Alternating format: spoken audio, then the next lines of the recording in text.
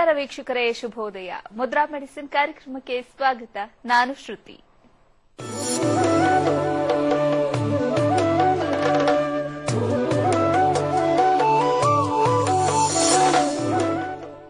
ಇವತ್ತಿನ ಮುದ್ರಾ ಮೆಡಿಸಿನ್ ಕಾರ್ಯಕ್ರಮವನ್ನ ನಡೆಸಿಕೊಡುವುದಕ್ಕೆ ಮುದ್ರಾ ಬ್ರಹ್ಮ, ಮುದ್ರಾ ರತ್ನ, ಮುದ್ರಾ ಶಿರೋಮಣಿ ಗುರುಜಿ ಶ್ರೀ ಲಕ್ಷ್ಮೀ ಶ್ರೀನಿವಾಸರವರು ನಮ್ಮೊಂದಿಗಿದ್ದಾರೆ.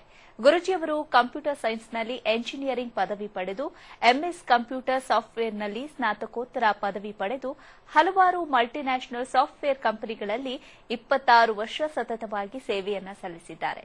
ಗುರುಜಿಯವರು ವೇದ ವಿಜ್ಞಾನ, ಜ್ಯೋತಿಷ್ಯ ಶಾಸ್ತ್ರ ಹಾಗೂ ಪುರಾತನ ಮುದ್ರಾ ಮಂತ್ರ ಯಂತ್ರ ತಂತ್ರಶಾಸ್ತ್ರಗಳಲ್ಲಿ ಸಂಶೋಧನೆಯನ್ನ ನಡೆಸಿ ಔಷಧಿ ರಹಿತ ಜೀವನವನ್ನ ನಡೆಸೋದು ಹೇಗೆ ಹಾಗೂ ಮನೆಗೊಬ್ಬ ವೈದ್ಯನಾಗೋದು ಹೇಗೆ ಅಂತ ತಿಳಿಸಿಕೊಡ್ತಾ ಬಂದಿದ್ದಾರೆ. ಇದಲ್ಲದೆ ಭೂತ, ಪ್ರೇತ, ಮಾಟ, ಮಂತ್ರ, ತಂತ್ರಗಳ ಬಗ್ಗೆ ಸಂಶೋಧನೆಯನ್ನ ನಡೆಸಿ ಮನೆಗೊಬ್ಬ ಮಾಂತ್ರಿಕ ಮತ್ತು ತಾಂತ್ರಿಕನಾಗೋದು ಹೇಗೆ ಅಂತ ತಿಳಿಸಿಕೊಡ್ತಾ ಬಂದಿದ್ದಾರೆ. ಗುರುಜಿಯವರು ಹಲವಾರು ಪುಸ್ತಕಗಳನ್ನು ಬರೆದು ಸಮಾಜಕ್ಕೆ ಜ್ಞಾನಾರ್ಜನೆ ಮಾಡಿದ್ದಾರೆ. ಸಮಾಜದ ಹಿತಕ್ಕಾಗಿ ಬೆಂಗಳೂರಿನಿಂದ ಸುಮಾರು 40 ಕಿಲೋಮೀಟರ್ ದೂರದಲ್ಲಿ ಉಚಿತ ಅನಾಥಾಶ್ರಮ, ವೃದ್ಧಾಶ್ರಮ ಹಾಗೂ ಮುದ್ರಾ ಮಂತ್ರ ತಂತ್ರ ಸಂಶೋಧನಾ ಕೇಂದ್ರವನ್ನ ಸ್ಥಾಪನೆ ಮಾಡ್ತಾ ಇದ್ದಾರೆ. ಗುರುಜಿಯವರನ್ನ ನಿಮ್ಮೆಲ್ಲರ ಪರವಾಗಿ ಕಾರ್ಯಕ್ರಮಕ್ಕೆ ಸ್ವಾಗತಿಸ್ತಾ ಇದ್ದೇನೆ. ಗುರುಜಿ ನಮಸ್ಕಾರ, ಕಾರ್ಯಕ್ರಮಕ್ಕೆ ಸ್ವಾಗತ. ಆತ್ಮೀಯ ವೀಕ್ಷಕ ಬಾಂಧವರಿಗೆಲ್ಲರಿಗೂ ನಮಸ್ಕಾರ. ಗುರುಜಿ, ಇವತ್ತಿನ ಕಾರ್ಯಕ್ರಮದಲ್ಲಿ ನಮ್ಮ ವೀಕ್ಷಕರಿಗೆ ಯಾವ ವಿಚಾರದ ಬಗ್ಗೆ ತಿಳಿಸಿಕೊಡ್ತಾ ಇದ್ದೀರಿ? ಇವತ್ತು ನಾನು ಬಹಳ ಒಂದು ವಿಶೇಷವಾದಂತ ಒಂದು ಸಲಹೆಗಳ ನೀಡಬೇಕು ಅಂತ ಇದ್ದೀನಿ ನಮ್ಮ ವೀಕ್ಷಕ ಬಾಂಧವರಿಗೆ. ಯಾಕೆಂದ್ರೆ ಎಲ್ಲರೂ ಮಾತೆತ್ತಿದ್ರು, ನಾನು ಅದು ತಿಂದ ತಕ್ಷಣ ಈ ರೋಗ ಬಂತು ಅಂತಾರೆ, ನಾನು ಅಲ್ಲೋಗಿದ್ದೆ ಅಲ್ಲೋದ ತಕ್ಷಣ ನಂಗೆ ಹಿಂಗ ಆಗೋಯ್ತು ಅಂತಾರೆ, ಅವ್ರ ಮನೆಗೆ ಹೋಗಿ ಊಟ ಮಾಡೋದಕ್ಕೆ ನಂಗೆ ಹಿಂಗ ಆಗೋಯ್ತು ಅಂತಾರೆ, ಯಾರೋ ಮಾಟ ಮಾಡಿಸ್ಬಿಟ್ಟಿದ್ದಾರೆ, ನನ್ಗೆ ಇದು ಕಾಯಿಲೆ ಬಂದ್ಬಿಟ್ಟಿದೆ ಅಂತಾರೆ. ಎಸ್ಪೆಷಲಿ ಚಿಕ್ಕ ಮಕ್ಕಳಿಗೆ ಗುರುಜಿ, ಯಾವ್ದಾದ್ರು ಮದ್ವೆಗಾಗ್ಲಿ ಸಮಾರಂಭಗಳಿಗಾಗ್ಲಿ ಕರ್ಕೊಂಡ್ ಬಂದಿದ ತಕ್ಷಣ, ಮನೆಗ್ ಬಂದಿದ ತಕ್ಷಣ ಮಕ್ಕಳು ತುಂಬಾ ರಚ್ಚೆ ಹಿಡಿತವೆ, ಹುಷಾರಿಲ್ದಂಗೆ ಆಗ್ಬಿಡತ್ತೆ. ಹೌದು, ಹೀಗೆ ಒಂದು ಏನೋ ಒಂದು ನೆಪಗಳಲ್ಲಿ ನಾವು ಅದನ್ನ ಖಚಿತಪಡಿಸ್ಬಿಡ್ತೀವಿ. ಲಕ್ಷ್ಮೀ ಶ್ರೀನಿವಾಸ್ ಮನೆಗೆ ಹೋಗಿ ಊಟ ಮಾಡಿ ಬಂದ್ಮೇಲೆ ನೋಡ್ರಿ ವಾಂತಿ ಬೇದಿ ಶುರುವಾಯ್ತು, ಎದೆನೋ, ಹೊಟ್ಟೆನೋ, ಮಂಡಿನೋ ಎಲ್ಲ ಶುರುವಾಯ್ತು ಅಂತಾರೆ. ಆ ಮದ್ವೆಗೆ ಹೋಗಿ ಬಂದೆ, ನಾನು ಮದ್ವೆಗೆ ಊಟ ಮಾಡ್ಕೊಂಡು ಬಂದ್ಮೇಲೆ ನಂಗೆ ಬಹಳ ತೊಂದರೆ ಆಯ್ತು. ಆಮೇಲೆ ಯಾವುದೋ ಒಂದು ದೇವಸ್ಥಾನಕ್ಕೆ ಹೋಗಿದ್ದೆ, ದೇವಸ್ಥಾನದಲ್ಲಿ ಹೋಗಿ ಬಂದೆ, ದೇವಸ್ಥಾನಕ್ಕೆ ಹೋದ್ ಬಂದ್ಮೇಲೆ ನೋಡಿ ಅವತ್ತು ನನ್ನ ಕಾಲು ನಡೆಯಕ್ ಆಗ್ತಿಲ್ಲ ಅಂತ ಹೇಳ್ತಾರೆ. ಇನ್ನೊಬ್ರು ಹೇಳ್ತಾರೆ, ನಾನು ಮೊನ್ನೆ ಶಾಪಿಂಗ್ ಹೋಗಿದ್ದೆ, ಶಾಪಿಂಗ್ ನಲ್ಲಿ ನಮ್ಮ ಒಬ್ರು ಹಳೆಯ ಸ್ನೇಹಿತರು ಮಧ್ಯದಲ್ಲಿ ಸಿಕ್ಕಿದ್ರು, ರಸ್ತೆಯಲ್ಲಿ ಮಾತಾಡ್ತಾ ನಿಂತ್ಕೊಂಡೆ, ಅವ್ರು ಮಾತಾಡ್ಸ್ಬಿಟ್ಟು ಮನೆಗೆ ಬಂದು ಮಲ್ಕೊಂಡೆ, ನೋಡಿ ಇವತ್ತವರೆಗೂ ನಂಗೆ ಮೇಲೆ ಇಳಕ್ಕಾಗಿಲ್ಲ, ಸೊಂಟ ಬಿದ್ದೋಗಿದೆ ಅಂತ ಹೇಳ್ತಾರೆ. ಅವ್ರಿಗೆ ಸೊಂಟ ಬಿದ್ದೋಗಿದ್ದಕ್ಕೆ ಕಾರಣ ಅವನ ಜೊತೆ ಮಾತಾಡ್ಕೊಂಡು ಬಂದೆ ಅಂತ. ಅವ್ರಿಗೇನಂತಾರೆ, ಇನ್ನೊಂದ್ಸಲ ಅವ್ರು ಸಿಕ್ಕದ ಮಾತಾಡಬಾರ್ದಪ್ಪ, ಅವ್ರು ಮಾತಾಡ್ಕೊಂಡು ನೋಡಿ, ಅವ್ರು ಮಾತಾಡ್ಕೊಂಡು ಬಂದಿದ್ದು ದೊಡ್ಡ ತಪ್ಪು. ಆದ್ರೆ ಆ ರಸ್ತೆ ಬರೋ ಬೇಕಾಶನ್ ನೋಡಿದಾರೆ ಇವ್ರನ್ನ ಅವ್ರು ನೋಡಿದಾರೆ, ಇವ್ರು ನೋಡಿದ್ದಾರೆ. ಆ ನೋಡಿದಾಗ ಇವ್ರಿಗೇನೂ ಆಗಿಲ್ಲ, ಅವ್ರ ಜೊತೆ ಮಾತಾಡಿದಾಗಲೇ ನಂಗೆ ಸೊಂಟ ಬಿದ್ದೋಯ್ತು ಮನೆಗೆ ಬಂದ್ಮೇಲೆ ಅಂತ ಅಂದಾಗ ಆ ವ್ಯಕ್ತಿ ಅವ್ರ ಜಾತಿಲಿ ಒಂದು ದೊಡ್ಡ ಪೀಡೆ ಇದ್ದಂಗೆ. ಆ ಮನೆಗೆ ಹೋಗಿ ಊಟ ಮಾಡಿದ ತಕ್ಷಣ ಬಂದ್ ನಂಗೆ ಹಿಂಗಾಗುತ್ತೆ ಅಂದ್ರೆ ಆ ಮನೇಲಿ ಏನೇ ಕೊಟ್ಟರು ಅದೊಂದು ದೊಡ್ಡ ಒಂಥರ ಏನೋ, ಓ ಬೇಡಪ್ಪ ಆ ಮನೇಲಿ ಊಟ ಕೊಡೋದು ಬೇಡ, ತಿನ್ಬಾರ್ದು, ಮಾಡಬಾರ್ದು, ಅಲ್ಲಿಗೆ ಹೋಗಿ ಬಂದ್ಮೇಲೆ ಹಿಂಗಾಗೋಯ್ತು ಅಂತ. ಒಟ್ಟಲ್ಲಿ ಆ ಮನೆಗೂ ಆ ಮನೇಲಿ ಕೊಟ್ಟಂತ ತಿಂದಿದ್ದು ಏನೇ ತಿಂದ್ರು ಕೂಡ ಅದಕ್ಕೊಂದು ದೊಡ್ಡ ಹೆಸರು ಕಟ್ಬಿಡ್ತೀವಿ, ಏನೋ ಒಂದು ದೊಡ್ಡ ಭಯ ಸೃಷ್ಟಿ ಮಾಡಿಬಿಡ್ತೀವಿ. ಅರೆ ಆ ದೇವಸ್ಥಾನಕ್ಕೆ ಹೋಗಿ ಬಂದೆ ನೋಡ್ರಿ ಕಾಲೇ ಬಿದ್ದೋಯ್ತು ಅಂತಂದ್ರೆ ಇನ್ ಎಷ್ಟು 1 ಕೋಟಿ ಕೊಟ್ಟರು ಆ ದೇವಸ್ಥಾನಕ್ಕೆ ಹೋಗಲ್ಲ ಅವ್ರೀಗ. ಇಲ್ಲಿ ಕಾಲ್ ಬಿದ್ದೋಯ್ತು, ಸೊಂಟ ಬಿದ್ದೋಯ್ತು, ಮತ್ತೆ ವಾಂತಿ ಆಯ್ತು, ಬೇದಿ ಆಯ್ತು, ಜ್ವರ ಬಂತು, ಕೆಮ್ಮು ಬಂತು, ಏನೋ ಒಂದು ಕಾಯಿಲೆ ಬಂತು ಅನ್ನೋ ಒಂದು ನಾವು ನೆಪಕ್ಕೆ ಅದು ಇದು ಅಂತ ಹೇಳ್ಬಿಡ್ತೀವಿ. ಯಾವಾಗ ಒಬ್ಬ ಮನುಷ್ಯ ತನ್ನಲ್ಲಿರತಕ್ಕಂತ ಗುಣ, ನಡೆ, ಆಚಾರ ವಿಚಾರಗಳ ಬಗ್ಗೆ ಚಿಂತನೆ ಮಾಡಲ್ಲ, ನಿಮ್ಮನ್ನ ನೋಡಿದ ತಕ್ಷಣ ಸೊಂಟ ಬಿದ್ದೋಯ್ತು ಅಂತಂದ್ರೆ ಹಾಗಾದ್ರೆ ಅವ್ರನ್ನ ನೋಡೋ 1,000 ಜನ ನೋಡಿರ್ತಾರೆ. ಈಗ ನಾನು ನೋಡಿದ ತಕ್ಷಣ ಸೊಂಟ ಬಿದ್ದೋಯ್ತು ಅಂದ್ರೆ ನಾನು ನೀವು ಅಲ್ದ ಅವರು ನೋಡಿರ್ತಾರೆ, ಇನ್ನೊಬ್ರು ನೋಡಿರ್ತಾರೆ, ಅವ್ರಿಗೂ ಬಿದ್ದೋಗ್ಬೇಕಲ್ಲ ಸೊಂಟ.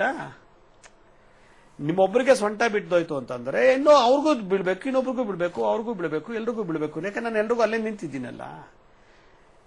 ಇದು ಯಾರು ಸ್ವಲ್ಪ ಏನಾಗತ್ತೆ, ಇದನ್ನ ಒಂದ್ ರೀತಿ ಕೆಲವರಲ್ಲಿ ಕೆಟ್ಟ ಭಾವನೆ ಸೃಷ್ಟಿ ಮಾಡಿಬಿಡ್ತಾರೆ. ಅವ್ನ ಮುಖದಷ್ಟ ನೋಡಿದಕ್ಕೆ ಹಿಂಗಾಯ್ತು, ಇವತ್ತು ಹೋಗ್ಬೇಡಪ್ಪ, ಇನ್ಮೇಲೆ ಅವನ ಬಂದ ಸಾಕು ಬಾಲ್ ಹಾಕೊಂಡ್ಬಿಡೋದು, ಅವನು ಹೋಗ್ತಿದ್ರೆ ಅವ್ನು ಹೋಗೋ ಸಮಯ ನೋಡ್ಕೊಂಡು ಆಮೇಲೆ ಇವ್ರು ಹೋಗೋದು. ಯಾಕೆಂದ್ರೆ ಅವ್ನ ಮುಖ ನೋಡಿದ್ರೆ ಯಾವ ಕೆಲಸ ಆಗಲ್ಲ ಅಂದ್ಬಿಡ್ತಾರೆ. ಅವನ ಜೊತೆ ಮಾತಾಡಿದ್ರೆ ನಮಗೆ ದರಿದ್ರ ಬಂದ್ಬಿಡುತ್ತೆ, ಅವನ ಜೊತೆ ಮಾತಾಡಿದ್ರೆ ನಮಗೆ ಸಕ್ಸಸ್ ಆಗಲ್ಲ ಅನ್ನೋ ಒಂದು ಕಾನ್ಸೆಪ್ಟ್ ಅಲ್ಲಿ ಅಸ್ಯೂಮ್ ಮಾಡ್ಕೊಂಡ್ಬಿಟ್ಟಿರ್ತೀವಿ ನಾವು. ನಿಜವಾದ ಗುಟ್ಟು ಬೇರೆ ಯಾರಿಗೂ ಗೊತ್ತಿಲ್ಲ. ಇದನ್ನ ಧರ್ಮ ಸಿಂಧು ಅಂತ ಒಂದು ಗ್ರಂಥ ಇದೆ. ಆ ಧರ್ಮ ಸಿಂಧುನಲ್ಲಿ ಬಹಳಷ್ಟು ಚೆನ್ನಾಗಿ ವರ್ಣನೆ ಮಾಡಿದ್ದಾನೆ. ಅದರಿಂದ ಯಾವ ವ್ಯಕ್ತಿ ನೋಡಿದ್ರೆ ಸೊಂಟ ಬಿದ್ದೋಗೋದು, ಕೈಕಾಲು ಹೊಟ್ಟೋಗೋದು, ದೇವಸ್ಥಾನಕ್ಕೆ ಹೋದಾಗ ಹಂಗಾಗತ್ತೆ ಹಿಂಗಾಗತ್ತೆ, ಅಲ್ಲೋದಾಗ ಹೀಗಾಗತ್ತೆ ಅಂತ ಹೇಳ್ತೀವೋ ಇದೆಲ್ಲ ಸುಳ್ಳು. ಹಾಗಾದ್ಮೇಲೆ ಯಾರಿಂದ ಆಗ್ತಿದೆ? ನನ್ನ ಸೊಂಟ ನನಗೆ ಬಿದ್ದೋಗಿದೆ ಅಂದ್ರೆ ನನ್ನಲ್ಲಿ ಏನೋ ಒಂದು ದೋಷ ಇದೆ.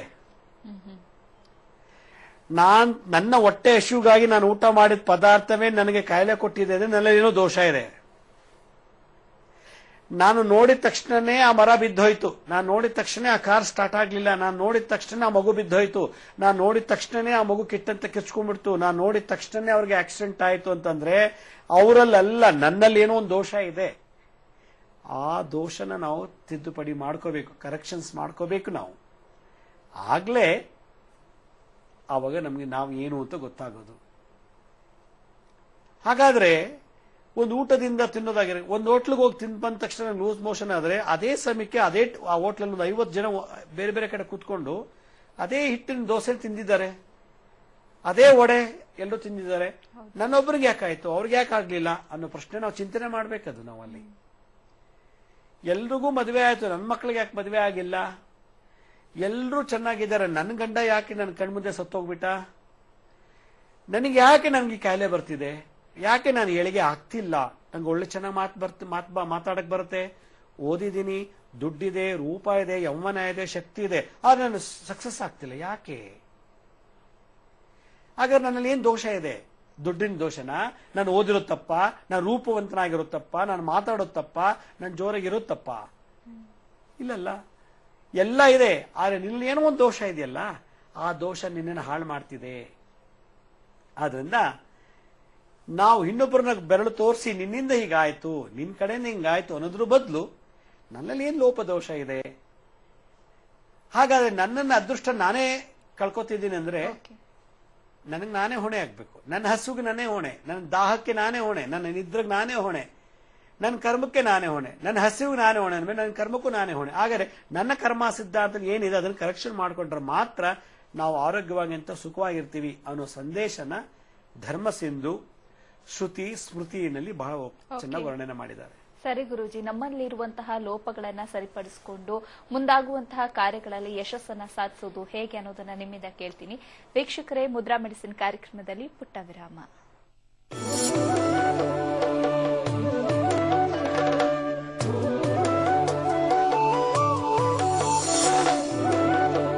ವಿರಾಮದ ನಂತರ ಮುದ್ರಾ ಮೆಡಿಸಿನ್ ಕಾರ್ಯಕ್ರಮಕ್ಕೆ ಮತ್ತೊಮ್ಮೆ ಸ್ವಾಗತ. ಗುರುಜಿ, ನೀವ್ ಹೇಳ್ತಿರುವಾಗ ನಂಗೊಂದು ನೆನಪಾಯ್ತು. ದೀಪ ಹಚ್ಚಿದ ತಕ್ಷಣ ಊರಿಗೆಲ್ಲ ಬೆಳಕು ಕೊಡುತ್ತೆ, ಅದರ ಕೆಳಗಡೆನೆ ಕತ್ತಲೆ ಇರುತ್ತೆ. ಹಾಗೆ ನಮ್ಮಲ್ಲಿರುವಂತಹ ಲೋಪಗಳನ್ನ ಹೇಗೆ ಸರಿಪಡಿಸಿಕೊಂಡು ಮುಂದಾಗುವಂತಹ ಕಾರ್ಯಗಳಲ್ಲಿ ಯಶಸ್ಸನ್ನ ಸಾಧಿಸೋದು? ನೋಡಿ, ಒಳ್ಳೆ ಸಂದೇಶ ನಿಮ್ಗೆ ಕೊಟ್ರಿ. ದೀಪ ತಾನು ಊರಿಗೆಲ್ಲ ಬೆಳಕು ಕೊಡುತ್ತೆ, ಅದಕ್ಕೆ ಕೆಳಗಡೆನೆ ಕತ್ತಲೆ ಇರುತ್ತೆ ಅಂತ. ಹಾಗೆ ನಮ್ಮ ಜೀವನದಲ್ಲಿ ನಾವು ಬಹಳಷ್ಟು ಎಲ್ಲಾನು ಮಾಡ್ತೀವಿ, ಆದ್ರೆ ನಮ್ಮಲ್ಲಿರೋ ಲೋಪದೋಷಗಳ ಬಗ್ಗೆ ಗಮನನೇ ಕೊಡೋದಿಲ್ಲ. ಅದರಿಂದ ಈ ಇವತ್ತಿನ ಸಂಚಿಕೆ ನಾನು ಏನ್ ಹೇಳಕ್ ಹೊರಟಿದ್ದೀನಿ ಅಂತಂದ್ರೆ, ನಮ್ಗೆ ಆರೋಗ್ಯನೇ ಸರಿ ಇಲ್ಲ ಅಂತೀವಿ ನಾವು, ನಮ್ಗೆ ಯಾವ ಸುಖನೂ ಸಿಗ್ತಿಲ್ಲ ಅಂತ ಹೇಳ್ತೀವಿ ನಾವು. ಅದಕ್ಕೆ ಕಾರಣ 5 ದೋಷಗಳು ನಮ್ಮಲ್ಲಿದೆ.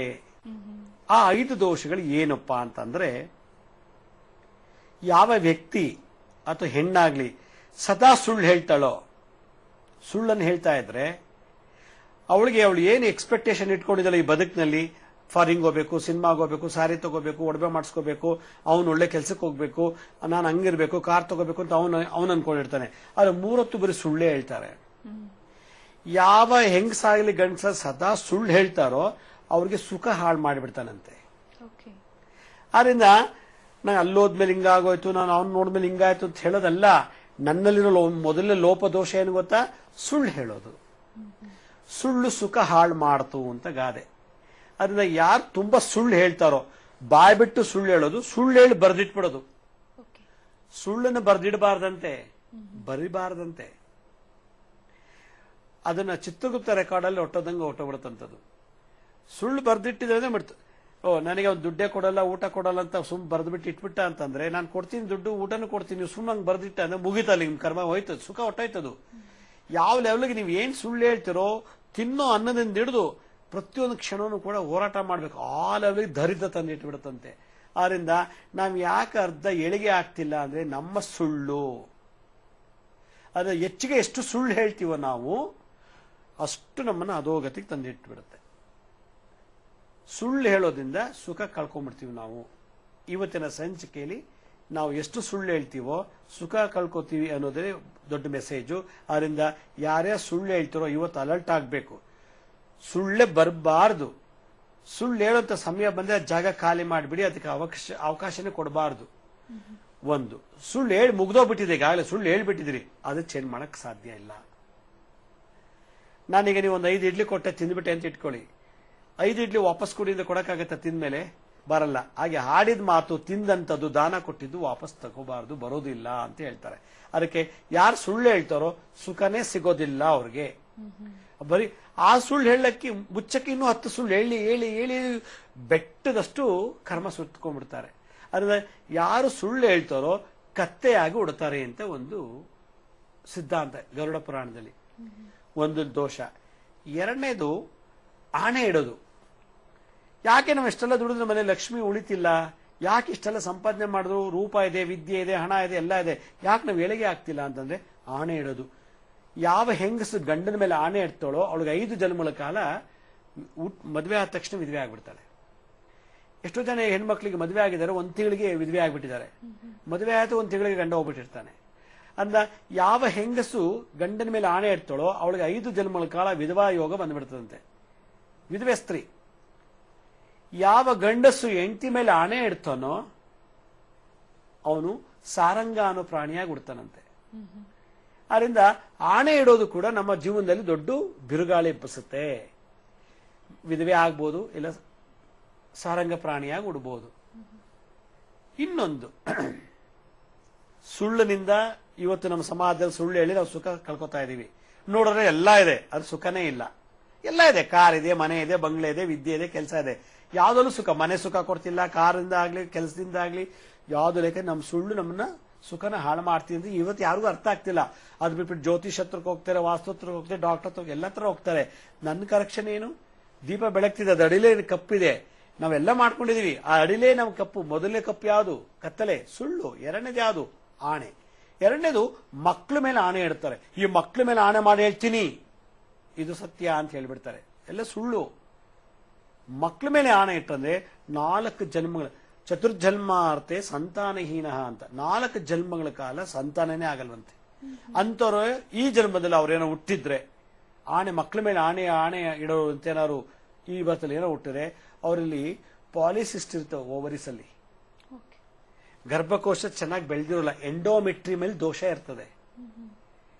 ಆದ್ರಿಂದ ಮಕ್ಳ ಮೇಲೆ ಆಣೆ ಇಟ್ಟಿರ್ತಾರೆ. ಎಷ್ಟೋ ಜನಕ್ಕೆ ಇವಾಗ ಸಂತಾನ ಆಗಿಲ್ಲ, ಚೆನ್ನಾಗಿದ್ದಾರೆ, ಒಳ್ಳೆ ಬ್ಯೂಟಿಫುಲ್ ಲೇಡಿ, ಒಳ್ಳೆ ಕೆಲಸದಲ್ಲಿದ್ದಾರೆ, ಒಳ್ಳೆ ಚೆನ್ನಾಗಿ ಮಾತಾಡ್ತಾರೆ, ಒಳ್ಳೆ ವಿದ್ಯೆ ಇದೆ, ಮಕ್ಳಾಗ್ತಿಲ್ಲ. ಮಕ್ಳು ಕೂಡ ಯೋಗ ಇಲ್ಲ ಆ ಯಮನಿಗೆ. ಯಾಕಂದ್ರೆ ಮಕ್ಳ ಮೇಲೆ ಆಣೆ ಇಟ್ಟು ಇಟ್ಟು ಇಟ್ಟು ಇಟ್ಟು ಆಕೆಗೆ ಈ ಜನ್ಮದಲ್ಲಿ ಮಕ್ಕಳೇ ಇಲ್ಲ. ಜನ್ಮದಲ್ಲಿ ಆಣೆ ಇಟ್ಟಿದ್ದಾಳೆ, ಈ ಜನ್ಮದಲ್ಲಿ ಮಕ್ಕಳಿಲ್ಲ. ಇದೊಂದು ಸುಖ ಹೋಯ್ತಾ? ಸಂತಾನ ಸುಖನೇ ಇಲ್ಲ. ದೇವರ ಮೇಲೆ ಆಣೆ ಇಡ್ತಾರೆ. ಸತ್ಯವಾಲು ಇವ್ರು ಪಾಂಡುರಂಗನ ಮೇಲೆ ಆಣೆ, ಶ್ರೀನಿವಾಸನ ಮೇಲೆ ಆಣೆ, ಬಾಬನ ಮೇಲೆ ಆಣೆ, ಕೃಷ್ಣನ ಮೇಲೆ ಆಣೆ, ನರಸಿಂಹನ ಮೇಲೆ ಆಣೆ ಇಟ್ಟು ಹೇಳ್ತೀನಿ, ಬರೀ ಸುಳ್ಳೆ ಆಣೆ ಇಟ್ಬಿಟ್ಟು ತಪ್ಪಿಸ್ಕೊಂಡ್ಬಿಡ್ತಾರೆ. ಯಾವಾಗ ಆಣೆ ಇಡ್ತಾರೋ, ಯಾವ ದೇವರ ಮೇಲೆ ಆಣೆ ಇಟ್ಟು ಹೇಳ್ತಿರೋ ಅಂತ ದೇವಸ್ಥಾನ ಮುಂದೆ ಭಿಕ್ಷೆ ಬೇಡುವಂತ ಯೋಗ ಬರುತ್ತಂತೆ ನೋಡಿ. ಆ ದೇವಸ್ಥಾನಕ್ಕೆ ಹೋಗಿ ನೆಲ ಒರೆಸೋದು, ರಂಗೋಲೆ ಹಾಕೋದು, ಕಸ ಗುಡಿಸೋದು, ಆ ದೇವಸ್ಥಾನದಲ್ಲಿ ಪಾತ್ರೆ ತೊಳ್ಕೊಡೋದು, ಆ ಥರ ಜನ್ಮ ಹೋಗ್ಬಿಟ್ಟೋಗುತ್ತಂತೆ. ಯಾಕೆ ಈ ಅಮ್ಮ ದೇವಸ್ಥಾನದಲ್ಲಿ ಪಾತ್ರೆ ತೊಳಿತಾಳೆ, ರಂಗೋಲಿ ಹಾಕ್ತಾಳೆ, ಕಸ ಗುಡಿಸ್ತಾಳೆ ಅಂದ್ರೆ ಆ ದೇವರ ಮೇಲೆ ಆಣೆ ಇಟ್ಟು ಏನೋ ಒಂದು ಗೆದ್ದುಬಿಟ್ಟಿರ್ತಾಳೆ. ದೇವರ ಮೇಲೆ ಆಣೆ ಇಡೋದು, ದೇವ್ರ ಹುಂಡಿ ಕದಿಯೋದು ಮಹಾದೋಷ. ಯಾರು ದೇವ್ರ ಹುಂಡಿ ಕದೀತಾರೋ ಆ ದೇವಸ್ಥಾನಕ್ಕೆ ಹೋಗಿ ಅವರು ಕೂಲಿಗ ಕೆಲಸನಾಗ ಮಾಡ್ತಾರೆ. ಅದು ಜಮಾ ಆಗೋವರೆಗೂ ಭಗವಂತ ಅವನು ಅಲ್ಲಿಂದ ಕಲ್ಸಲ್ಲ. ಯಾವ ದೇವ್ರ ಮೇಲೆ ಆಣೆ ಇಟ್ರು ಪಾಪ ತಾನು ತಪ್ಪಿಸ್ಕೊಳ್ಳೋಕೋಸ್ಕರ ಪಾಂಡುರಂಗ ಮೇಲೆ ಆಣೆ ಇಟ್ಬಿಡೋದು, ಆ ಸಮಯ ತಪ್ಪಿಸ್ಕೊಳ್ಳೋಕೋಸ್ಕರ ಶ್ರೀನಿವಾಸ ಮೇಲೆ ಆಣೆ ಇಟ್ಬಿಡೋದು. ಇಟ್ಬಿಟ್ಟು ಆ ಸಮಯ ತಪ್ಪಿಡೋ, ಯಾಕಂದ್ರೆ ಆಣೆ ಇಟ್ಮೇಲೆ ಸತ್ಯ ಅಂತ ತಂಬ್ಕೋಬೇಕಲ್ಲ ಅಂದ್ಬಿಟ್ಟು ಏನ್ ಮಾಡ್ತಾರೆ, ಆಣೆ ಇಟ್ಬಿಡ್ತಾರೆ. ಯಾವಾಗ ಆಣೆ ಇತ್ತು, ಆ ಆಣೆ ದೇವ್ರ ಮೇಲೆ ಆಣೆ ಇಟ್ಟ ಮೇಲೆ ಆ ದೇವಸ್ಥಾನದಲ್ಲೇ ಕೊಟ್ಟಿದ್ ಬಿಸಾಕಿ ತಿನ್ಕೊಂಡು ಆ ಗಲೀಜೆಲ್ಲ ಒದ್ದಾಡ್ಕೊಂಡು ಬಿದ್ದಿರ್ಬೇಕು. ಆ ಲೆವೆಲ್ಗೆ ಇಡ್ತಾನೆ ಭಗವಂತ, ಆಶೀರ್ವಾದ ಮಾಡಲ್ಲ. ಕಣ್ಣಲ್ಲಿ ಕಣ್ಣಿಟ್ಟು ನೋಡ್ತಿರ್ತಾನೆ, ಕಸ ಗುಡ್ಸು, ಆರತಿ ತಟ್ಟೆ ತೋಳಿ, ಉದ್ಧರಣೆ ತೋಳಿ, ಪಂಚಪಾತ್ರೆ ತೋಳಿ, ರಂಗೋಲೆ ಹಾಕು, ಗುಡ್ಸು, ಇನ್ನೇನ್ ಸಾಯ್ತಿದ್ದವನಿಗೂ ಬಿಡಲ್ಲ, ಒದ್ದೊಸಲಿ ಮಾಡ್ತಾನೆ, ಆ ಲೆವೆಲ್ಗೆ ಇಡ್ತಾನೆ. ಈ ತರದ ಒಂದು ಇದು ಸುಳ್ಳು, ಆಣೆ ಹಿಡಿಯೋದು, ದೇವ್ರ ಮೇಲೆ ಆಣೆ, ಮಕ್ಕಳ ಮೇಲೆ ಆಣೆ, ಗಂಡನ ಮೇಲೆ ಆಣೆ, ಮತ್ತೆ ನೀವೆಲ್ಲ ನಾವು ನಮ್ಮ ಬದುಕಿನ ಸುಖಗಳನ್ನ ಹಾಳು ಮಾಡ್ತಾ ಇರ್ತದೆ. ಈ ಆಟಿಟ್ಯೂಡ್, ಈ ಒಂದು ನಡವಳಿಕೆನ ನಾವು ಕರೆಕ್ಷನ್ ಮಾಡ್ಕೊಳ್ಳೋದು ಬಿಟ್ಬಿಟ್ಟು ಅವನ್ ಸರಿ ಇಲ್ಲ, ಇವನ್ ಸರಿ ಇಲ್ಲ, ಅವಳು ಸರಿ ಇಲ್ಲ, ಇದೇ ಮಾತಾಡ್ತಿರ್ತೀವಿ. ಇನ್ನೊಂದು, ಗಂಡನೂ ಇದ್ದಾನೆ, ಹೆಂಡತಿನೂ ಇದ್ದಾನೆ, ಮಕ್ಕಳು ಇದ್ದಾರೆ, ನಾವ್ಯಾಕೆ ಕುಟುಂಬದಲ್ಲಿ ಚೆನ್ನಾಗಿಲ್ಲ ಅನ್ನೋದಕ್ಕೆ ಏನರ್ಥ ಅನ್ನೋದನ್ನ ನಾನು ಸಣ್ಣ ವಿರಾಮ ಅಂತ ಹೇಳ್ತೀನಿ. ಅಂದ್ರೆ ನಮ್ಮಲ್ಲೇ ಲೋಪ ಇಟ್ಕೊಂಡು ಬೇರೆಯವ್ರ ಕಡೆ ಬೆರಳು ಮಾಡಿ ತೋರಿಸಬಾರ್ದು. ನಮ್ಮನ್ನ ನಾವು ಸರಿ ಮಾಡ್ಕೊಳ್ಬೇಕಾದ್ರೆ ಯಾವ ರೀತಿಯಾದಂತಹ ಪರಿಹಾರವನ್ನ ಮಾಡ್ಕೊಳ್ಬೇಕು, ಪೂರ್ವ ಜನ್ಮದ ಕರ್ಮಗಳು ಕಡಿಬೇಕು ಅಂತ ಅಂದ್ರೆ ಇದಕ್ಕಿರುವಂತಹ ಪರಿಹಾರ ಏನು ಅಂತ ಕೇಳ್ತೀನಿ ಗುರುಗಳೇ. ವೀಕ್ಷಕರೇ, ಮುದ್ರಾ ಮೆಡಿಸಿನ್ ಕಾರ್ಯಕ್ರಮ ಮುಂದುವರಿಯುತ್ತೆ ವಿರಾಮದ ಬಳಿಕ.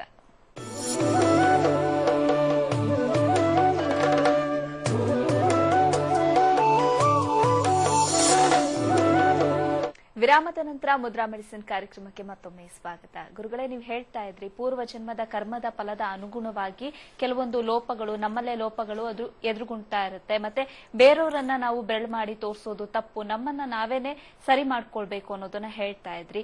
ಈ ರೀತಿ ಪೂರ್ವ ಜನ್ಮದ ಕರ್ಮದ ಫಲಗಳು ಕಳಿಬೇಕು ಅಂತ ಅಂದ್ರೆ ಇದಕ್ಕಿರುವಂತಹ ಪರಿಹಾರಗಳು ಏನೇನು? ಇದಕ್ಕೆ ನೋಡಿ, ನನಗೆ ಕಾರು, ಬಂಗ್ಲೆ, ಮನೆ ಎಲ್ಲ ಇದೆ, ಅದು ಯಾವ್ದಲ್ಲೂ ಸುಖ ಸಿಗ್ತಿಲ್ಲ ಅನ್ನಕ್ಕೆ ನಾನು ಸುಳ್ಳು, ಆಣೆ ಹಿಡಿಯೋದು, ದೇವ್ರ ಮೇಲೆ ಆಣೆ ಇಡೋದು, ಮಕ್ಕಳ ಮೇಲೆ, ಗಂಡನ ಮೇಲೆ, ಹೆಂಡತಿ ಮೇಲೆ ಆಣೆ ಇಡೋದು, ಇದೆಲ್ಲ ಯಾವಾಗ ಬಂದ್ಬಿಡುತ್ತೋ ನಮಗೆ ಕಾಯಿಲೆ ಇಲ್ಲ, ಸುಖ, ಕಾಯಿಲೆ ಇಲ್ಲ, ಆರೋಗ್ಯ ಹೋಗಿದ್ದೀನಿ, ಅದು ಯಾವ್ದಲ್ಲೂ ಸುಖ ಇಲ್ಲ. ಈ ತರ ಇದಕ್ಕಿಂತ ದೊಡ್ಡ ಪನಿಷ್ಮೆಂಟ್ ಜಗತ್ತಲ್ಲಿ ಇನ್ಯಾವುದೂ ಇಲ್ಲ. ಒಂದು ಕಾಯಿಲೆ ಬಂದು ಔಷಧಿ ತಗೊಂಡು ಗುಣಪಡಿಸ್ಕೋಬಹುದು, ಇಲ್ಲ ಒಂದು ಕಾಯಿಲೆ ಬಂದು ಸತ್ತೋರು ಹೊಟ್ಟೋಬಹುದು. ಇಲ್ಲಿ ಸಾಯ್ತಾನೂ ಇಲ್ಲ, ಕಾಯಿಲೆನೂ ಇಲ್ಲ, ಅದು ಸುಖನೇ ಇಲ್ವಲ್ಲ, ಸುಖ ಇಲ್ಲ ಇಲ್ಲಿ. ಅದರಿಂದ ಇಲ್ಲಿ ಸುಖ ಇಂಪಾರ್ಟೆಂಟ್. ಬದುಕಿ ಎಷ್ಟು ದಿವಸ ಇದೀವಿ ಅನ್ನೋದಂತಲ್ಲ, 50 ವರ್ಷ ಬದುಕಿದ್ರು ಅಥವಾ 100 ವರ್ಷ ಬದುಕಿದ್ರು 2 ದಿನ ಸುಖವಾಗಿರ್ಬೇಕಲ್ಲ. ಅದಿಲ್ಲ, ನೀ ಮನೆ ಇದ್ದೇನು, ಕಾರ್ ಇದ್ರೇನು, ಒಡವೆ ಇದ್ರೇನು, ಇಷ್ಟುದ್ದ ಓದಿದ್ರೇನು, ಏನಿದ್ರೇನು, ಸುಖ ಇಲ್ಲ ಅಂದಾಗ, ಅದರಿಂದ ಒಬ್ಬ ಮನುಷ್ಯ ಸುಖವಾಗಿರಬೇಕು ಅಂತ ಅಂದ್ರೆ ಆರೋಗ್ಯದಲ್ಲಿ ಚೆನ್ನಾಗಿದ್ದಾನೆ, ವಿದ್ಯೆಯಲ್ಲಿ ಚೆನ್ನಾಗಿದ್ದಾನೆ, ಮನೆ ಸಕಲ ಐಶ್ವರ್ಯಗಳನ್ನು ಅನುಭವಿಸ್ತಾ ಇದ್ದಾನೆ ಅನ್ನೋದಾದ್ರೆ ಅವನು ಸುಖವಾಗಿದ್ದಾನೆ ಅಂತ ಅರ್ಥ. ಇದು ಯಾವ್ದಾದ್ರು ಒಂದು ಮಿಸ್ ಆಯ್ತು ಅಂದ್ರೆ ಅವನು ಇಲ್ಲ, ಸುಖಿ ಅಲ್ಲ, ಅವನು ಸುಖಿ ಜೀವಿನೇ ಅಲ್ಲ. ಅವನು ಹೋರಾಟ, ಸಂಘರ್ಷ, ಹೋರಾಡ್ಬೇಕು ಪ್ರತಿ ಕ್ಷಣವು. ನಾಳೆ ಬೆಳಗ್ಗೆ ಹೆಂಗಾಗತ್ತಪ್ಪ, ನಾಳೆ ಹೆಂಗಪ್ಪ ಕಳಿಯೋದು, ನಾಳೆನ ಹೆಂಗಪ್ಪ ತೂಗ್ಸೋದು, ನಾಳೆನ ಹೆಂಗಪ್ಪ ಮ್ಯಾನೇಜ್ ಮಾಡೋದು ಅನ್ನೋ ಲೆವೆಲ್ ತಂದಿಟ್ಬಿಡ್ತಾನೆ. ಅಂತರಾತ್ಮದಲ್ಲೂ ಭಯ, ಪರಮಾತ್ಮನಲ್ಲೂ ಸಂಕಟ, ಆತ್ಮ, ಅಂತರಾತ್ಮ, ಪರಮಾತ್ಮ ಮೂರಲ್ಲೂ ದುಃಖ ತಂದಿಟ್ಬಿಡ್ತಾನೆ. ಆದ್ರಿಂದ ವೀಕ್ಷಕರೇ, ಸುಳ್ಳು ಹೇಳೋದು, ಆಣೆ ಹೇಳೋದು ಇದೆಲ್ಲ ಮಹಾಪಾಪ. ಒಂದ್ಸಲ ಸುಳ್ಳು ಹೇಳಾದ್ಮೇಲೆ ಅದು ಮುಗ್ದೋಯ್ತು, ಅದು ಹೊರಟೋಯ್ತು. ಊಟ ಮಾಡಿದ್ಮೇಲೆ ವಾಪಸ್ ಕೊಡಕ್ಕಾಗಲ್ಲ, ತಿಂದಾದ್ಮೇಲೆ. ಹಾಗೆ ಮಾತಾಡಿದ್ಮೇಲೆ ವಾಪಸ್ ತಗೊಳಕ್ಕಾಗಲ್ಲ.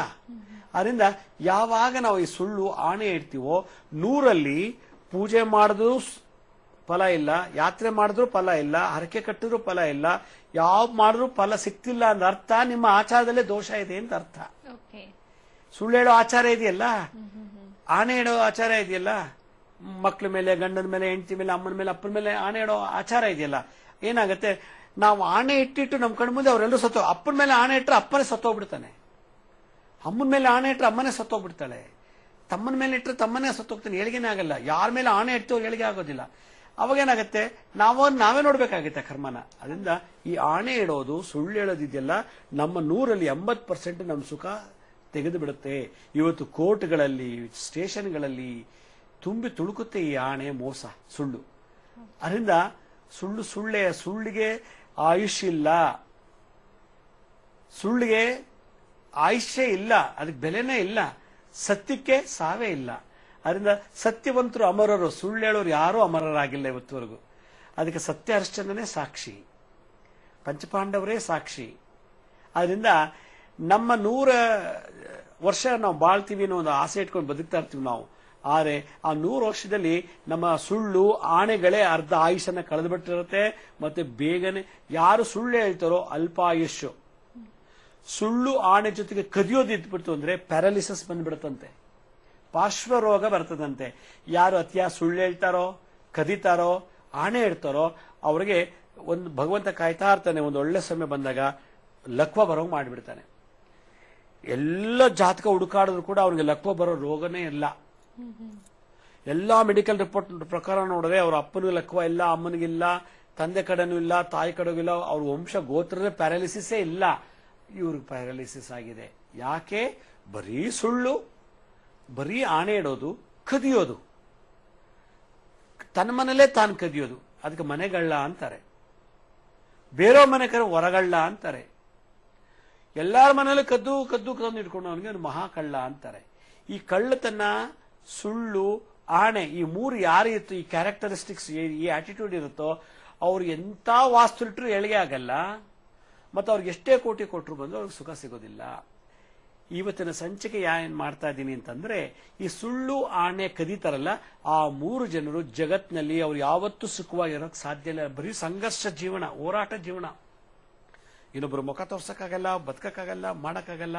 ಹಂಗಿಟ್ಟಿರ್ತಾನೆ ಭಗವಂತ ಬದುಕನ್ನೇ. ಹಾಗಾದ್ರೆ ನಮ್ಮನ್ನ ನಾವೇ ಸರಿ ಮಾಡ್ಕೊಳ್ಬೇಕಂತ ಅಂದ್ರೆ, ನಮ್ಮಲ್ಲಿ ಇರುವಂತಹ ಲೋಪಗಳನ್ನ ಕಂಡುಕೊಂಡು ಅದಕ್ಕೆ ಪರಿಹಾರ ಕಂಡುಕೊಳ್ಬೇಕಂದ್ರೆ ಏನ್ ಮಾಡ್ಬೇಕು ಗುರುಗಳೇ? ನಾನ್ ನಿಮ್ಗೆ ಸುಳ್ಳು ಹೇಳೋದು, ನಿಮ್ಮಲ್ಲಿ ಬಂದು ಕ್ಷಮೆ ಕೇಳಿ ನಿಮ್ಮಿಂದ ತೀರ್ಥ ಪ್ರಸಾದ ತಗೋಬೇಕು. ಇದೇ ಪರಿಹಾರ. ನಾನು ಯಾವ ದೇವ್ರ ಮೇಲೆ ಆಣೆ ಇಡ್ತೀನೋ, ಗಂಡ ಮಕ್ಕಳು ಅವ್ರ ಹತ್ರ ಪಾದ ತೊಳೆದು ಅವರಿಂದ ತೀರ್ಥ ಪ್ರಸಾದ ತಗೋಬೇಕು. ಯಾರ ಮನೆ ನಾ ಕದಿತೀನೋ, ಯಾವ್ದನ್ನ ಕದಿದ್ದೀನೋ ಅದಕ್ಕೆ ಅದು ಎರಡಷ್ಟು ಕೊಟ್ಟು ಪರಿಹಾರ ಮಾಡ್ಕೊಳ್ಳಿಲ್ಲ ಅಂದ್ರೆ ಈ ಜೀವನ ತುಂಬಾ ಕಷ್ಟಪಟ್ಬಿಡ್ತಾರೆ. ಇದೇ ಪರಿಹಾರ. ಅದರಿಂದ ನಾನು ನಿಮ್ಗೆ ಸುಳ್ಳು ಹೇಳಿದಂದ್ರೆ, ನಾನು ಸುಳ್ಳು ಹೇಳಿದ್ದೀನಿ, ತಪ್ಪಾಯ್ತು ಅಂತ ಹೇಳಿ ನೀವು ಅವರಿಂದ ಕ್ಷಮಾಪಣೆಯನ್ನು ಪಡಿಬೇಕು. ಯಾವುದು? ತೀರ್ಥ ಪ್ರಸಾದ, ತೀರ್ಥ ಮುಖೇನ, ಮತ್ತೆ ಅವ್ರು ಕೊಡೋ ಒಂದು ಭಿಕ್ಷೆ ಅವಳನ್ನ ಜನ್ಮ ಪಾವನ ಆಗತ್ತೆ. ಆ ತೀರ್ಥದಿಂದ ಆತ್ಮ ಶುದ್ಧಿ ಆಗತ್ತೆ ಅಂತೆ. ಅದರಿಂದ ಪ್ರಾಶಿತ್ಯ ಮಾಡ್ಕೊಳ್ಬೇಕು. ಅದರಿಂದ ಯಾರಿಗೆ ನಾವು ಸುಳ್ಳು ಹೇಳಿರ್ತೀವೋ, ಯಾರ ಮೇಲೆ ಆಣೆ ಇಟ್ಟಿರ್ತೀವೋ, ಯಾರ ಮೇಲೆ ಕದ್ದಿರ್ತೀವೋ, ಯಾರಿಗೆ ಕದ್ದಿರ್ತೀವೋ ಅಲ್ಲಿ ಮಾಡೋವರೆಗೂ ಅವ್ರಿಗೆ ಲೈಫಲ್ಲಿ ಏಳಿಗೆನೇ ಆಗಲ್ಲ. ಇಂಥ ಕೇಸ್ ಸಾವಿರಾರು ಬರ್ತಾ ಇರ್ತದೆ ದಿನಕ್ಕೆ ಅಪಾಯಿಂಟ್ಮೆಂಟ್ ತಗೊಂಡು. ಅದಕ್ಕೆ ನಾನು ಹೇಳೋದು ಇಷ್ಟು ವೀಕ್ಷಕರೇ, ನಮಗೆ ಆರೋಗ್ಯ ಸರಿ ಇಲ್ಲದೆ ಇರ್ಬೋದು, ಬಡತನ ಕೊಟ್ಟಿರ್ಬೋದು, ಅತಿಯಾಗಿ ಓದಿಲ್ದೇ ಇರ್ಬೋದು, ಕೋಟಿಗಟ್ಟಲೆ ಆಸ್ತಿ ಇಲ್ಲದೆ ಇರ್ಬೋದು. ಆದರೆ ಆಚಾರ ವಿಚಾರದಲ್ಲಿ ನಾವು ಶ್ರೀಮಂತರಾಗಿರ್ಬೇಕು. ನಮ್ಮ ನಡೆನುಡಿಯಲ್ಲಿ ಶ್ರೀಮಂತರಾಗಿರ್ಬೇಕು. 5,000 ಕೋಟಿ ಇಟ್ಬಿಟ್ಟು ಬರೀ ಸುಳ್ಳು ಹೇಳೋದು, ಆಣೆ ಹಿಡಿಯೋದು, ಕದಿಯೋದು ಮಾಡಿದ್ರೆ ಆ 5 ಕೋಟಿಗೆ ಬೆಲೆ ಇಲ್ಲ. ನಾನು ಬಹಳ ಬ್ಯೂಟಿಫುಲ್ ಆಗಿದ್ರು ಏನ್ ಲಾಭ ಬರೀ ಸುಳ್ಳು ಹೇಳೋದ್ರಿಂದ? ನನ್ನ ಬ್ಯೂಟಿಗೆ ಬೆಲೆ ಬರೋದು ಯಾವಾಗ ಗೊತ್ತಾ? ನಾನು ಸತ್ಯವಂತರಾದಾಗ, ಒಳ್ಳೆ ಆಚಾರ ವಿಚಾರವಂತರಾದಾಗ ನನ್ನ ಬ್ಯೂಟಿ. ನನ್ನ ವಿದ್ಯೆಗೆ ಬೆಲೆ ಬರೋದು ಯಾವಾಗ? ಒಳ್ಳೆ ಆಚಾರವಂತ ಆದಾಗ. ನನ್ನ ಒಂದು ಮಾತಿಗೆ ಬೆಲೆ ಬರೋದು ಯಾವಾಗ? ಒಳ್ಳೆ ಆಚಾರವಂತರಾದಾಗ. ಆದ್ರಿಂದ ನಮ್ಮ ಆಚಾರಗಳಲ್ಲಿ ಶುದ್ಧತೆ ಇದ್ದಾಗ ಮಾತ್ರ ಅವನ ಶೆಡ್ಡಲ್ಲಿ ಅದು ಕೂಡ ಮಹಾ ಶ್ರೀಮಂತಿಕೆಯಾಗಿ ಬೆಳಿತಾನೆ. ಆದ್ರಿಂದ ಅವನು ಎಂತ ಅವಿದ್ಯಾವಂತನಾಗಿದ್ದು ಕೂಡ ಅವನ ಆಚಾರವಂತನಾಗಿದ್ದ, ಶುದ್ಧವಂತನಾಗಿದ್ದರೆ ಮಹಾ ವಿದ್ಯಾವಂತನಾಗ್ತಾನೆ. ಅದರಿಂದ ನಮ್ಮ ಜೀವನದ ಪ್ರತಿಯೊಂದು ಸುಖಗಳು ನಾವು ಗಳಿಸಬೇಕು ಅಂತಂದ್ರೆ ಸುಳ್ಳು ಹೇಳೋದ್ ಬಿಡಬೇಕು, ಆಣೆ ಹೇಳೋದ್ ಬಿಡಬೇಕು, ಕದಿಯೋದ್ ಬಿಡಬೇಕು. ಈ ಮೂರು ಬಿಟ್ಟವನಿಗೆ ಭಗವಂತನ ಸಾಕ್ಷಾತ್ಕಾರ ಆಗತ್ತೆ. ಓಕೆ ಗುರುಜಿ, ಕಾರ್ಯಕ್ರಮದಲ್ಲಿದ್ದು ಆಚಾರ ವಿಚಾರ ನಂಬಿದ್ರೆ ಕೇಳಿಲ್ಲ ಅನ್ನುವಂತಹ ವಿಚಾರವನ್ನ ತಿಳಿಸ್ಕೊಟ್ರಿ. ಧನ್ಯವಾದ. ಸಾಯಿರಾಮ್. ವೀಕ್ಷಕರೇ, ನೀವು ಕೂಡ ಗುರುಗಳನ್ನ ಕಚೇರಿಯಲ್ಲಿ ನೇರವಾಗಿ ಭೇಟಿಯಾಗಬಹುದು. ಕಾರ್ಯಕ್ರಮದ ಕೊನೆಯಲ್ಲಿ ಕಚೇರಿಯ ವಿಳಾಸ ಹಾಗೆ ದೂರವಾಣಿ ಸಂಖ್ಯೆಗಳು ಬರುತ್ತೆ, ನೋಟ್ ಮಾಡ್ಕೊಳ್ಳಿ ಅಂತ ಹೇಳ್ತಾ ಇವತ್ತಿನ ಕಾರ್ಯಕ್ರಮವನ್ನು ಮುಗಿಸ್ತಾ ಇದ್ದೀನಿ. ನೋಡ್ತಾ ಇರಿ ಸರಳ ಜೀವನ, ಇದು ಮನುಕುಲದ ಒಳಿತಿಗಾಗಿ.